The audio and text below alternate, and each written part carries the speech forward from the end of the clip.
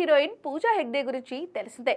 తెలుగులో స్టార్ హీరోలందరితోనూ కలిసి నటించిన ఈ ముద్దుగుమ్మకు ఇప్పుడు ఇక్కడ ఆఫర్లు రావడం లేదు.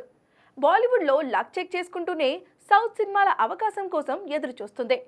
హిందీలో అమ్మడిని పెద్దగా పట్టించుకునే వారు లేరు, కానీ తమిళ్లో మాత్రం బంపర్ ఆఫర్స్ అందుకుంటుంది. కాలీవుడ్లో ఏకంగా 4-5 సినిమాల్లో ఛాన్స్ కొట్టేసింది. సూర్య సరసన రెట్రో సినిమాలో కలిసి నటిస్తున్న బుట్టబొమ్మ సూపర్ స్టార్ రజనీకాంత్ కూలీ సినిమాలో స్పెషల్ సాంగ్లో మెరవనుంది. అలాగే రాఘవ లారెన్స్ కాంచనా 4లో దయ్యంగా ఛాన్స్ అందుకుంది. ఇక దళపతి విజయ్ చివరి సినిమాగా చేయబోతున్న జన నాయగన్లో పూజానే హీరోయిన్గా నటిస్తుంది. ప్రస్తుతానికి పూజ ఆశలన్నీ ఈ సినిమాలపైనే పెట్టుకుంది.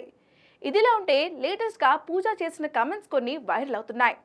ఇటీవల ఒక కార్యక్రమంలో పాల్గొన్న పూజ తన జీవితంలో ఎదుర్కొన్న చేదు అనుభవాలను సామాజిక మాధ్యమాలలో తనపై జరిగిన ట్రోలింగ్ గురించి చెబుతూ అవి తన కుటుంబాన్ని చాలా బాధించాయని ఆవేదనను వ్యక్తం చేసింది.